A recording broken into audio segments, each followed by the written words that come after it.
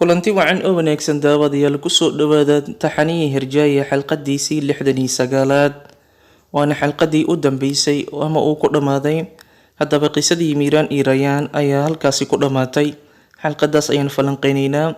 xalqadda waxay ka bilaabanaysaa meeshii ku dhammaatay xalqadii 68aad oo ahayd markii yariin isku dayi rabtay inay disho rayaan.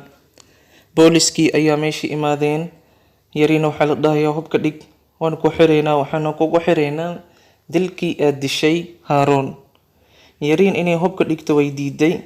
aabaheed xitaa xabad ayay garabka kaga dhufatay, waxayna ku adkaysatay inay rayaan disho, dadkana ay ka hor laaxdaan. waxaa la dhahayaa hubka iska dhig, jooji. waxay leedahay aniga cid aan dilay ma lahan, haaroonna ma dilin, qaab shil ah ayuu ku dhacay dilkiisa. sidaas la ogaado. hooyadeed ayaa ku cadeynayso, hooyadeed handaan iyada ayaa markaasi booliska u wacday, misena dhahday yariinay adiga fal walba aad samaysid weligaa cid ku ciqaabtay ma lahan. aabbaha hadalkiisa run ayuu ahaa, laakiin maanta anigaa ku ciqaabayo. fal walba iyo fal dambiyeedkii aad horey usoo geysatay oo dhan maanta waan kugu ciqaabayaa. handaan booliskay u wacday, waxayna wargelisay markaasi in gabadheeda yariin ay dishay haaroon. ugu dambeyn yariin biskooladii waa laga dhigayaa oo waxaa biskooladii kula dhagaya miiraan xilli rayaan iyo meesha laga waday. sidaasayna booliskii ku qabteen yariin. yariin waxay ku cabadaysaa in la badbaadiyo. hooyadeed iyo aabaheed ayay la hadlaysaa, waxay leedahay aabii hooyo ha igu fiirsanina, iga celiya booliskan, ma doonayo inaan xabsi galo. ugu dambeyn yariin waa la waday. markii xabsiga la geeyey kadib rayaan waxaa loo sheegaya in yariin la waday. miiraan ayaana arrinkaasi u sheegayo. isdeji ayuuna dhahaya, way isdejinaysaa. subaxdii marka la gaaro saldhiggii booliska ayuu aadayaa ninkii jihaan ahay, waxaana la jilo markaasi aabihiis nasuuh iyo handaan xaaskiisa ayaa la jiraan. jihaan wuxuu la kulmayaa gabadhiisa yariin. wuxuu dhahayaa gabadheydii waxaan halkan u imaaday inaan ku macsalaamiyo. waxaa leedahay abo inaad iwadid ayaad u imaatay soo ma ahan, soo baxna kaxey, waan ogaa inaadan igu fiirsanaynin xabsigan. wuxuu dhahayaa aniga halkan kuuma imaanin inaan ku badbaadiyo, waxaan kuugu imaaday inaan ku macsalaamiyo, runtana kuu sheego. runtaasna waxay tahay inaan ku badbaadin karin. haddaba ciqaabta dambigii aad gashay waad soo maraysaa gabadheydii. aabo qalad baad iga galaysaa bay leedahay, maadaama anigoo gabadhaada aad halkan igu fiirsanaysid. wuxuu dhahayaa aniga hooyadaaba qalad ayaan kaa galnay, waayo si fiican kumaysan barbaarin fiican kuma siinin, koriismo fiican kumaynan muujinin iyo xilkasnimo waalidnimo. sida awgeed gabadheediyey qalad walba aad geshid anagaa dabooli jirnay. sidaas awgeed maanta qaladkan ma daboolino, ciqaabta soo mar. dhowr sano kadib markaad soo baxdid xabsiga kasoo baxdid uun ku sugayaan adigoo ciqaabtii soo maray, dambigiina iska soo dhaqay. gabar fiican noqo. maanta waxay ka dambeeyay ku dadaal inaad qof fiican noqotid. weligaa waxaad ku dadaali jirtid inaad qof xun noqotid. gabadhiisa ayuu aad iyo aad u waaninayaan uuna kasoo tagayaan. iyadana waxaad moodaa inay markan quusatay. yariin maxkamadii ayaa la saaray. markan xukunkiina uu ku dhacay, xabsigii weynaa ayaana loo gudbinayaa. banaanka waxay joogaan miiraan xitaa wuu imaaday, adeerkiis ayuu dejinayaa. haddaba jihaan wuu is eedeynaya, wuxuu leeyahy aniga qof xun ayaan ahay, gabadheydii sidan ayaan kusoo koriyey, anigaa halayay oo mustaqbalkeedii ku ciyaaray. miiraanna wuu dejinayaa isagoo dhahaya aniga aabihii oo kale ayaad tahay, qof xun ma tihid, aniga ayaad wax badan ii qabatay, wiilkayga cumood sidaad u badbaadisad ayaad nafsadaada halis u gelisay, iyo hadalla noocaas ayuu dhahayaa. gabadhii yariin ahayd way soo baxaysaa, qoyskeedii ayay macsalaameynaysaa ayadoo markan toos isku dhiibtay, misena la xiraayo. hooyadeed iyo iyada way isku oynayaan. inkastoo hooyada gabadheeda ee iyada sharciga u dhiibtay, haddana handaan wax walba ay samayso way ku saxsaneyd. yariinna ciqaabta inay markaan qaadato iidaaba ogolato, dambiyadii oo dhan way qiratay. wax walba sidii ay booliska ku wadayaan. aabaheed way macsalaameynaysaa, sidoo kaleetana awowgeed nasuuh way macsalaameynaysaa, xitaa miiraan. ugu dambeyn yariin sidaas ayay taxnaan kaga baxday. muuqaalkeeda u dambeeyna wuxuu ahaa iyadoo gaariga booliska kusii dhex jirto oo sii oynayso, dadkeediina sii macsalaameynayso. dhinaca kaleeto miiraan gurigii ayuu kusoo noqonayaa. wax walba ayuu u sheegayaa markaasi rayaan. isaga iyo rayaanna noloshoodii ayay sii ambaqaadayaan iyo hadafkoodana wuxuu yahay inay rumeeyaan riyadii ay lahaayeen in wiilkooda Cumuud ee u dhigan markaasi diiq ay u bixiyaan caruurta kale ay ku caawiyaan. Meel ayay u fureen, caruur badan ayaa halkaasi imaanayso ayadoo markaasi cunug walba uu riyadiisa iyo rajadiisa waxa uu rabo uu halkaasi ka sheegayo. Waana caruurta xeryaha agoomaha ku jiraan. Mid ka mid ah ilmihii meesha imaadeen waa cunug yaray ayay arkayaan oo aad iyo aad markaasi gafuurka u taagayso. Ilaa markii dambe ay gabadhaasi wareystaan, waxayna ogaanayaan in gabadhaas yar ee Malika la dhaho aabaheed uu xiran yahay. Sababta aabaheed loo xirana uu yahay in hooyadeed uu dilay. Gabadha hooy la-aan weeyey, aaba la-aan weeyey, aabaheedna waa la xiray, xabsi daa'in ayaa lagu xukumay. Gabadha ciddeedii iyo qaraabadeedii way iska soo tuureen, waxay markaasi keeneen xeryihii agoomada. Gabadha way niyad jabsan tahay, waxay ka niyad jabsan tahay in waalid la-aan ay tahay, hooy la-aan iyo aaba la-aan inay korayso. Miiraan iyo Rayaan riyo ayay leeyihiin. Riyadaas waxay tahay maadaama wiil uu u dhashtay cumud ah, inay markaasi gabar haddana ay helaan ayay markaas ku riyoonayaan. Inkastoo ay aaminsan yihiin in Rayaan aysan uur labaad qaadi karin. Haddaba Miiraan warqadda wuxuu ku qorayaa inay riyadiisa tahay inuu helo gabar uu aabbo u noqdo. Gabadhii waxay ogaanaysaa riyadii Miiraan ayay ogaanaysaa, isla riyadaas ayay iyadana meesha ku qoranaysaa. Way cararaysaa gabadhii. Gabadhani qisadeeda waa loogu sheekeeyey Miiraan iyo Rayaan. Miiraan iyo Rayaan aad iyo aad ayay uga xumaadeen ama markaas uga murugoonayaan qisada gabadhaasi. Waxayna markaan rajeynayaan inay gabadhaas si gaar ah oo markaasi ay u caawiyaan. Maalin maalmaha ka mid ah ayaa haddana xafiiska looga wacayaa. Waxaa la dhahayaa gabadhii yareed ayaa goobtiinii kusoo laabatay ee degdeg ku imaada. Miiraan iyo Rayaan markay meeshii imaadaan waxay arkayaan gabadhii yar oo soo laabatay. Waxay dhahaysaa idinka riyadiinii anigaa idin rumaynayo, idinka soo ma rabin gabar yar oo inaad hooyi aabbo u noqotaan soo ma idin rabin. Anina waxay riyadeydu tahay inaan helo hooyi aabbo maadaama hooyaday dhimatay, aabahiina uu xiran yahay. Haddaba Miiraan iyo Rayaan waxay qorsheenayaan inay gabadhan iga kaxistaan, sidoo kaleetana ay korsadaan, gabadhoodana ka dhigtaan. Dhinaca kaleeto, ninkii Nasuuh ahay wuu murugaysan yahay. Wuxuu ka murugaysan yahay bixitaankii Casiisa Aslanbey ee baxday. Waa tii Casiisa warqad ay u dardaarantay u dhaaftay, ayna tiri mar dambe idin lama kulmayo, waan idinka dheeraaday. Dhibkayga ayaa batay, wax badan ayaan idin dhibay tiray.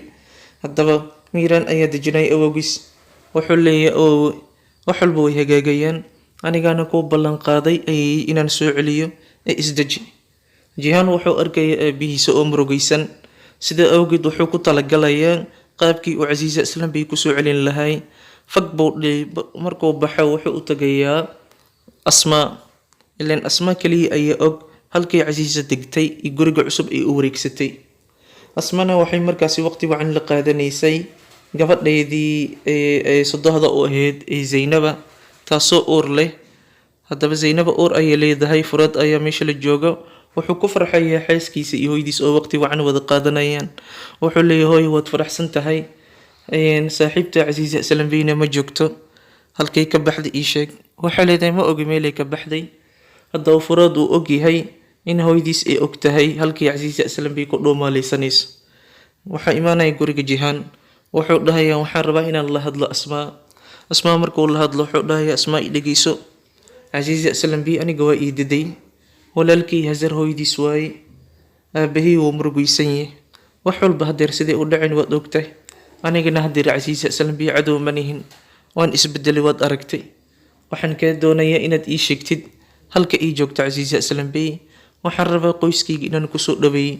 Waxaan rabaa iidi iyo aabahii inay midoobaan, qoyska reer Shaadhalog ay ka mid noqoto, riyadeedii oo dhan aan u rumeeyo, inta cimrigan ka dhimanna aan farxad ku wada noolaano. Sidaas ayaan rabaa ee ii sheeg. Asmaa marka hore way diidaysaa, laakiin Jihaan markuu ku adkeeyo way u sheegaysaa. Casiisa Aslanbey guri kaligeed ayay joogtaa, halkaasay isaga dhaqmaysaa. Albaabkee loo soo garaacaya. Waxay u malaynaysaa Asmaa markii albaabka furtana waaba Jihaan. Waxay leedahay halkan maxaa ku keenay? Wuxuu dhahay halkan waxaan u imaaday inaan ku wado. Waxay dhahaysaa aniga qof xun ayaan ahay, reer Shaadhalog dhib badan ayaan u geystay, dhibkaasoo weli aysan ilaabi karin. Sida awgeed qoyskaas aniga kamid kuma biiri karo, kama mid noqon karo. Sida awgeed inaad iska baxdid ayaan jeclaan lahaa Jihaanow. Wuxuu dhahayaa ma bixi karo. Soo xasuuso habeenkii walaalkii uu dhimanayay, adiga dhabtaada ayuu ku naf baxay. Aniga waan jooga meesha, wuu kula dardaarmay ballan ayaad ka qaaday, ballantaasoo ah inaad caruurtiisa u ilaalin doontid. wuxuu ku dhahay caruurtayda adigan kuga ogahay. caruurtiisa haddaba waa wiilkiisii, gabadhiisa Miiraan iyo Rayaan iyo waxay dhaleen iyo dhammaan reer Shaadhulug oo dhan, adigan kuga ogahay ayuu ku dhahay. gabdhihiisa kale ee u dhashay markaasi gabadhii kale ee u dhashay Zahra, dhammaan adigan kuga ogahay ayuu ku dhahay. adigii haddii aad baxdid oo markaas meel gurigii ama reer Shaadhulug ka fog aad ku geeriyootid, haddaba haddii aad maalinta qiyaamo kulantaan walaalkay Hazar maxaad isdhihi doontaan, ama markaad dhimatid haddii aad kulantaan. sidaasuu ka wadaa, waa sida ay u dhigeen waay hadalkii. markaas Casiisa murugoonaysa, waxay leedahay iga aamus Jihaano. wuxuu dhahay ma aamuso, runtaan kuu sheegaya, ballantii aad walaalkay ka qaaday oofi, guriga kusoo laabo, caruurtiisa xafid, intay naf kugu jirto ayaga ku ag dhimo, dusha sare ka ilaali. waxaan doonayaa inaad guriga kusoo biirtid oo qoyskiina ka mid noqotid. aabahii maxaa u dambeynayo, si xad dhaaf ayuu kuu jecel yahay aabihiina, soo ma ogid. aad iyo aad buu ula hadlayaa ilaa markii dambe ay ogolaato. wuu soo wadayaa, guriguu keenayaa. albaabka markuu keeno wuxuu leeyahay xaaskayga handaan iyo dadkii kalaan soo wadaya, adiga gudaha sii gal. aabahii guriguu ku jiraa, halkaasay ku midoobayaan Nasuuh iyo Casiisa.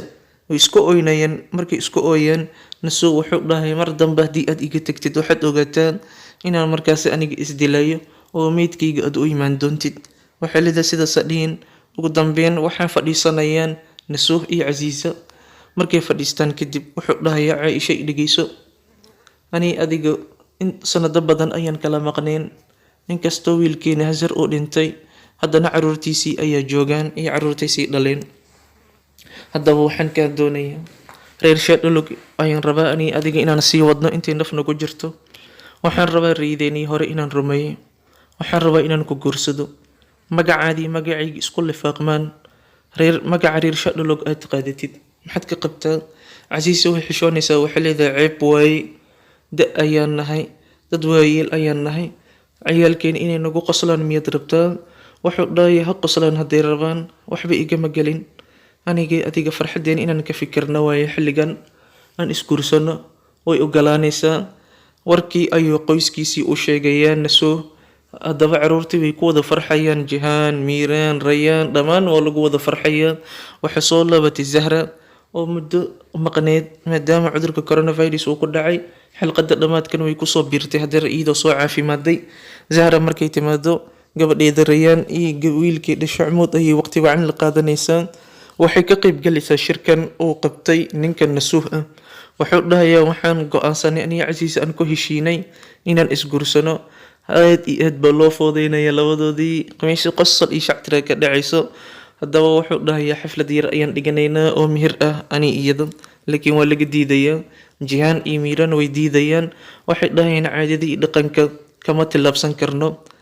waa inaad eedii Casiisa iga soo doonato ayuu dhahayaa Miiraan, waayo dhanka eedii Casiisa aniga ka socdo. Jihaanna wuxuu dhahayaa dee sidaas tahay, anna dhanka aabihii baan ka socdaa, Casiisa islanbii waa soo doonanaynaa. sida dhaqankii caadada ku dheehan ee dumarka loo doonto ayaan u doonanaynaa. kadibna aroos ayaa la qabanayaa, xaflad ayaa la qabanayaa. sidaasoo dhan Casiisa islanbey iyo Nasuuh way diidayaan, laakiin waa laga tambadinayaa. ugu dambeyn way ogolaanayaan. wuxuu dhahay hadiiba caadadii dhaqanka aad ku adkaanaysaan, waan ogolahay, hala sameeyo, hala balamo. waxaa la leeyahay habeen heblaayo ayaa la qabanayaa xafladda, qoyska dhexdiisa weeye, doonashada dhacayso. markuu doonashada dhacay kadibna arooskii ayaa xigo. sidii ayaa lagu heshiinayaa. habeenkii marka la gaaro waa laysa soo diyaariyey, ayaa doonashadii dhacayso. halkaasi qosol iyo shactira ayaa ka dhacayso. waxaa la dhahayaa Casiisa islanbey kafeyga sameey, martida adiga u sameey, gabar iska dhig, duqmaba tihid maanta, gabar ayaa taa lasoo doontay. waxaa leedahay aniga qof weyn ama kafey sameynayo oo martida kafeyga u geenayo, martida isla qoyska leewaay, animaa kafey qaaday oo Nasuuh kafey siinay, miyad waalateen? waxay canaananaysaa Asmaa iyo dadkii shaqaalaha kale guriga ka shaqeynayeen. Casiisa islanbey waa la foodeynaya. waxaa la leeyahay Caaisha adiga kafeyga diyaariyey, weliba kafey qaas ah ayaa loo sameeyey Nasuuh si uu markaasi kafeygaasi ugu labolaboodo. waana dhaqan Turkiga ee si gaar ah u yaqaanaan weye. haddaba sidii marka la sameeyo, kafeygii ayaa la qaybinayaa. martida markay kafeyga cabto, Nasuuh wuxuu leeyahay warka naga soo gabagabeeyey, waqti ayaa nagu socdo, dhaqsada. doonashadii ayaa dhacayso. Jihaan ayaa warka bilaabaya. Wuxuu leeyahay anigoo ah Jihaan Shaadhaloog, wiilkayga Nasuh Shaadhaloog ayaa wuxuu soo doontay gabadhiina Caaisha. Qosol ayaa ka dhacaya. Nasuh meeshuu fadhiya wuu yaaban yahay. Nasuh ayaa wiil laga dhigay. Jihaan ayaa oday noqday oo wiilkiisa gabar u doonanaya. Waa shactiro weyn. Muuqaalkaas markaad daawatid af Soomaali ahaan ama af Turki haddii aad u daabatay ama luuqado kaleba. Haddaba warkii markuu dhameeyay Jihaan wuxuu leeyahay waxaan idinka codsanayaa gabadhiina Caaisha inaad nagu markaasina siisaan oo wiilkiina Nasuh si aan ugu mihirsano. Ninkii Miiraan ahaa dhankii Caaisha ka socday Casiise weeye Caaisha. Wuxuu dhahayaa si fudud gabadheena kuma bixinayo. Nasuh ayaa qaylinaya. Wuxuu leeyahay warkahana laga soo gabagabeeyay maanta dhan foodii ciyaar kama bixi karnee.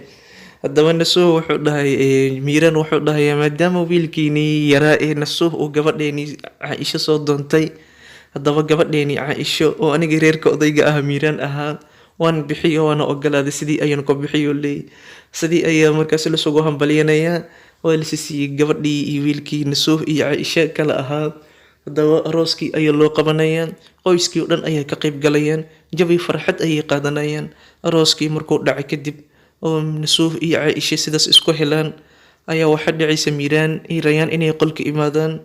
Waxay ka tashanayaan qaabkii ay ula soo wareegi lahaayeen gabadhii yareed ayay ula soo wareegayaan. Meeshii waxay tagayaan marka ogoonto gabadhii ayay la soo wareegayaan. Xafiiskii markay tagaan oo lagu soo wareejinayaa mas'uuliyadda gabadhaas ayay soo qaadeen. Hal bil kadib ayay ka soo wareegatay. Gabadhii ayay soo wadeen gurigay keenayaan. Xilli markaasi uu dhacay arooskii Nasuh iyo Caaisha, qoyskii dhammaanna way wada joogaan. Gabadhii guriga ayaa la keenayaa. Waa Maleeka ayaa la dhahaa. Gabadha way yar tahay. Markii guriga la keeno waa la soo dhaweynayaa. Qoyska dhammaan halkaasi kalgacayl ka wada helaysaa. Qoyska hal qof oo xun kuma jiro maadaama taxanaa uu dhammaanayo. Dhammaantooda kulli way wada fiicnaadeen. Dadkii hore u xumaa oo dhan dad wanaagsan ayay noqdeen ayaa laga wadaa. Gabadhii waa la soo dhaweeyay. Kalgacayl ayayna heshay. Miiraan iyo Rayaan rayadoodii way u ramooday. Jawi farxad ayayna ku jiraan. Habeenkaas waqti wacan ayay wada qaadanayeen xilli ay aqal galeen Nasuh iyo Casiisa. Miiraan iyo Rayaan maadaama gabadhoodii ay keensadeen qoys buuxana ay noqdeen, gabar ay hooyo aabbo u noqdeenna way heleen. Wiilkoodii Cumudna u joogaa. Haddaba Miiraan iyo Rayaan rayadoodii hore ayay dib u xusuusanayeen muuqaaladoodii hore. Kulankii koowaad dhex maray markii koowaad oo Miiraan Rayaan la kulmayay geedii ka dhacday timaha lagu xirnay taakada markuu faraantiga u gelinayay. Markii ugu horeysay uu jirkeeda taabto way faraantiga u gelinayay uu soo doonanayay. Markii dhagaxa ku kufaysa dhagaxii uu tuuri rabay iyada ka celisay. Waxyaabahaasoo dhan ayuu xusuus ahaan u hayaa. Muraayadii uu hadiida ahaan u siiyey. Waxyaabahaasoo dhan ayay ka sheekaysanayeen kulamadii dhex maray. Ugu dambeynna way isu dhunkanayeen. Halkaasay labadoodii waqti wacan ku wada qaadanayaan.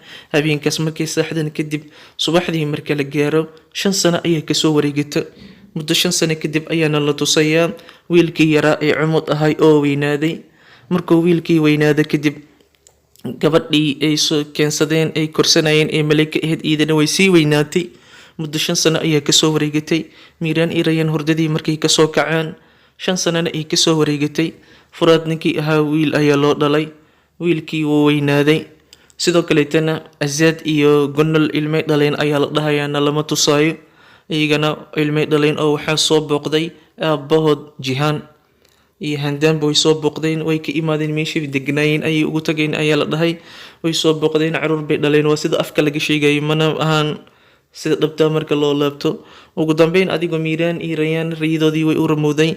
Dhinaca kaleetana Rayaan waxbarashadeedii ayay ku laabanaysaa. 5 sano kadib waxay go'aansatay inay waxbarashadii ku laabato. Laakiin markan arday ma ahanay waa macallin iyo macallin u tahay. Ilmo yaryar ayay wax baraysaa. Haddaba Rayaan way isdiyaarinaysaa. Maalintii koowaad ee xiisadda ayay leedahay. Arday yaryar ayay rabtaa inay cashar u soo dhigto. oo la qaban qaabinaya marka isdiyaarantii markay dhacdo Casiise Aslan bay iyadana qoyskii reer Shadhalog ayay sii wadaa halkaasay caruurta iyada u ahayd kuwii ay sii dhaleen xitaa ay labad u ahayd ay la kulmaysaa halkaasay wiilkii Cumud ahay oo orday 5 sano gaaray ay la kulmaysaa isagoo ay dhahaya halkaasay marka ay cunto ku diyaarinaysaa reerkii oo dhan ku wada quraacanayaan markii la wada quraacday kadib ayaa markaas Rayaan la sagootinayaan si ay markaas ku baxdo ay ku aado goobtii ay ardaydii casharka uga dhigaysay waxa soo dhaweynayaan markaas Miiraan iyo caruurtiisii oo kala ahaa Maleyka iyo Amood. Rayaan goobtii waxbarashada markay timaado Furood iyo xaaskiisiina meeshii kaga soo horeeyeen halkii ayaa lisugu wada hambalyanaya. Rayaan xiisadii ayay galaysaa, caruur yaryar ayay wax baraysaa. Waxaa leedahay xiisada maanta aan idin bilaabayo cashirka koowaad wuxuu yahay jaceylka ayaan ka hadlayaa. Jaceylka wuxuu yahay ma ahan jaceylka midkii dhalinyarnimada kaliya ku eg jaceylka waa naxariis, waa rajo, waa riyo. waxyaabaha jaceylka ku saabsan oo dhan ayay ka hadlaysaa iyadoo ku dabaqayso nolosheeda gaarka riyadii ay lahayd oo u rumowday. kadibna qasrigeedii ayay kusoo laabanaysaa, qasrigaasoo wiilkeeda Cumood ay ugu magac dartay. qasrigaasina waxaa joogaan dhammaan caruurteedii oo dhan iyo ehelkeedii oo dhan.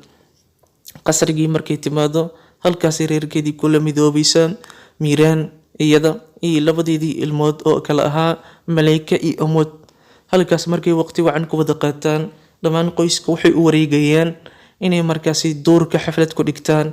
haddii aad xasuusataan muuqaal hadda kahor aan idinla wadaagnay oon ka turjamayay taxanaha Herjaaye dhammaadkiisii, laga soo bandhigay qoyska oo dhan hal miis wada fadhiyaan, meel duur ahna fadhiyaan. haddaba muuqaalkaas xitaa waxa macquula inaad adiga gooni u aragtay. isla muuqaalkaas ayaa haddana taxana uu ku dhammaanaya, qoyskii oo dhan ayaa dalxiis soo aadayaan, meel duur ah ayay joogaan. kaliya waxaa ka maqan Gunol, Azaad iyo Hazar Shaadholog oo saddexdooda taxanaha ka baxeen. inta kale way wada joogaan. muuqaalka isla qaabkii ayuu ku dhacayaa. waxaa baroonigii ciyaarayaan ninkii Jihaan ahay, Furood iyo weliba Maxfuus. sidoo kaleetana miiskii cuntada hablihii way wada joogaan. Casiise iyo Nasuur waqti wacan ayay wada qaadanayaan. caruurtoodii iyo caruurtii sii dhaleen ayaa meesha wada joogo. Rayaan ayaa meesha arrin farxad leh ka sheegayso. waxaa leedahay ugu dambeyn qoyskaygii way buuxsameen, inkastoo dad aan jeclaana iga maqan yihiin. waxay ka wadaa aabaheed iyo dadka kale oo ka maqnaa. haddaba oo maadaama aabaheed Hazar uu geeriyooday, waxaa leedahay arrin farxad leh ayaan rabaa inaan idinla wadaago. horta sida guud aniga waxaan aaminsanahay mucjisada iyo arrin lama filaan inay dhici karto. sidaas awgeed rayo walba aan lahaa Miiraan wuu ii rumeeyey. anigana waxaan u hayaa akhbaar farxad leh oon haddeer soo ogaaday. akhbaartaas farxadda leh waxay tahay ayay leedahay uur ayaan leeyahay. waa loo sacbinayaa, aad iyo aad ayaana loogu farxaya arrinkaasi. Miiraan fajacisa ayay ku noqonaysaa sababtoo ah Rayaan inaysan uur labaad qaadi karin ayuu dhakhtarkii u sheegay maadaama Cumood ay dhashay. haddaba arrinkan ah uur ayaan leeyahay ayaa Miiraan maskaxdiisa ka weyn. waxaa leedahay Miiraanow hambalyo, mar labaad ayaad aabba noqonaysaa. haddaba Miiraan aad iyo aad ayuu u farxayaa. waxaa leedahay intaas sheekada kuma ekee, markaan waliba mataana ayaan caloosha ku wadaa, mataana labaad. markii horena mataana ayaan uur qaaday markii ugu horeysay, haddana markan labaadna mataana ayaan caloosha ku wadaa iyo ogaada. aad iyo aad ayuu Miiraan u farxayaa. qoyskii halkaasay jawi wacan ku wada qaadanayaan, oy ku wada cunteynayaan. Miiraan iyo Rayaanna waxay isdhahayaan riideeni way noo rumowday. Rayaan riidii ay ku riyoonaysay oo ahayd inay qoyskan sidan u wada fadhiyaan oo wada cunteynayaan, duurkan ay wada joogeen. iidii Miiraanna waqti wacan wada qaadanayeen. riyo ahaan ayaa hadda ka horna loo tusay. waxayna leedahay Miiraanow riideydii sidii aan ku riyooday aan kuugu sheegay ayay u dhacday, bal fiiri. sidii ayay markaasi musalsalkii ama xalqadii ay ku dhammaanaysaan. Miiraan iyo Rayaan oo gooni u fadhiyaan, qoyskiina oo faraxsan miiska wada fadhiyaan. Miiraan iyo Rayaanna qoyskii dushi sare ka daawanayaan. dhammaan qoyskii waa la wada dhan yahay. Miiraan iyo Rayaan musalsalkii Herjaaye ama ubax haddii aad sidaad u wada taqaanaan, ama bohliyo caashaq sidaad u taqaanidba, halkaas ayuu ku dhammaanaya daawadayaasha qiimaha badan. waa xalqada 69aad ee Turki ahaan. waxaa macquula qofkii af Soomaali ku daawanayo tirada xalqada inay badan tahay. intaas ayaynu kusoo gabagabanaynaa falanqayntii xalqadii 69aad. musalsalka loo xiiso leh ayaan sugaynaa. musalsalkan wuxuu jabiyay iskooro badan, wuxuu dhigay iskooro badan dhanka YouTube-ka iyo dhanka TV-yada Turkiga. haddaba iskooradiisa ilaa hadda waa la jabal la'yahay dhanka views-ka iyo dhanka subscribe-kaba. dhanka YouTube-ka marka laga hadlo ilaa iyo haddana waa taxanaha ugu weyn ee Turkiga sameeyeen muddadii 2 sano u dambeysay. sidaas ayaa laisku wada markaas laisku raacay ama laisku waafaqay. haddaba intaas ayaan kusoo gabagabinaynaa sharaxaad. wabillahi towfiiq, wassalaamu calaykum waraxmatullaahi wabarakaatuh.